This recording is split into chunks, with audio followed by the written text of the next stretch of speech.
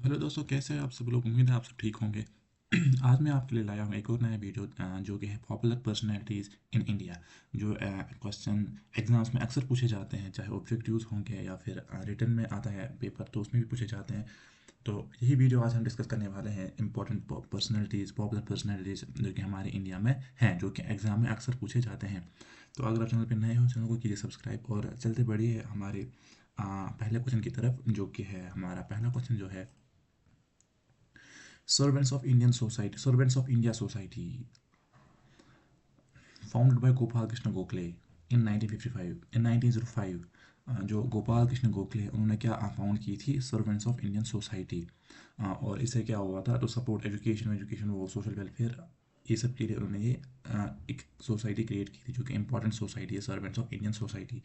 और जो हमारा दूसरा क्वेश्चन है वो है, विजय लक्ष्मी पंडित was the first woman to be elected as a president of the United Nations General Assembly। जो विजय लक्ष्मी पंडित थी वो पहली वुमेन थी जो इलेक्ट की गई प्रेसिडेंट एज ए प्रेसिडेंट की गई, इलेक्ट किसकी, यूनाइटेड नेशंस जनरल असेंबली की। तो नंबर तीसरा क्वेश्चन हमारा जो है वो है, दादा भाई Naoroji was the first Indian to be elected to the British Parliament। जो दादा भाई नारोजी थे वो पहले इंडियन थे जो किए गए थे इलेक्ट, किस लिए, ब्रिटिश पार्लियामेंट के लिए। और इसी के साथ जो आता है नंबर चौथा क्वेश्चन वो है, Maulana Abdul Kalam Azad is the author of the famous book India wins freedom. जो इंडिया विंस फ्रीडम है, जो कि बुक रिटन की गई है, वो किसने लिखी है, वो लिखी है मौलाना अब्दुल कलाम आज़ाद ने। इन्होंने कौन सी लिखी है, इंडिया विंस फ्रीडम। और नंबर पाँचवें पे जो क्वेश्चन है वो है, M S Swaminathan is known as the father of green revolution. India में जिसको इंडिया में किसको बोला जाता है फादर ऑफ ग्रीन रेवोल्यूशन, वो बोला जाता है एम एस स्वामीनाथन को बोला जाता है फादर ऑफ ग्रीन रेवोल्यूशन। उसके बाद आता है छठा क्वेश्चन जो कि है, Raja Ram Mohan Roy was known as a maker of modern India. Maker of modern India किसको कहा जाता है, वो कहा जाता है राजा राम मोहन रॉय को। उसके बाद आता है नंबर 7 पे क्वेश्चन हमारा जो कि है, जो father of Indian research space programme, sorry, Indian father of Indian space programme, जिसको इसरो भी बोला जाता है, इंडियन स्पेस रिसर्च ऑर्गेनाइजेशन जो है, उसके जो फादर बोले जाते हैं वो उसको बोला जाता है डॉक्टर विक्रम साराभाई को। Doctor Vikram Sarabhai is known as the father of ISRO. ये आपको याद रखना है, जो एग्जाम्स में आते हैं ये क्वेश्चन, ये बहुत से इंपॉर्टेंट क्वेश्चन है, तो ये सब आपको याद रखने हैं। और अगर आपको इसके नोट्स चाहिए तो आप मुझे कमेंट में बता सकते हैं, मैं आपको नोट्स भी प्रोवाइड कर सकता हूँ, या फिर आप ऐसे स्क्रीन भी ले सकते हैं।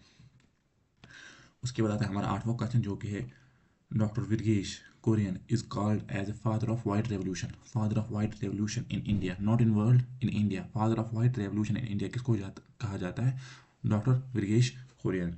ओके, उसके बाद आता है हमारा नाइन्थ क्वेश्चन, गौतम बुद्धा। गौतम बुद्धा, देखो गौतम बुद्धा को क्या कहा जाता है, light of Asia, because his teachings brought wisdom, peace and spiritual guidance to the world.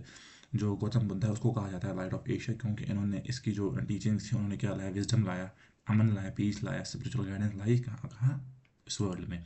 उसके बाद हमारा 10वां क्वेश्चन जो कि है, अलामा मोहम्मद इकबाल, जिसको इकबाल कहा जाता है, अलामा इकबाल को हम कहते हैं, Allama Mohammad Iqbal is widely known as a poet of east. अगर आपसे पूछा जाए पोइट ऑफ ईस्ट किसको कहते हैं, तो आपका आंसर रहेगा यहाँ पे अलामा इकबाल। ये एक फिलोसफर भी थे, पोइट भी थे और पॉलिटिशियन भी थे। और इसको कहा जाता है पोइट ऑफ द ईस्ट।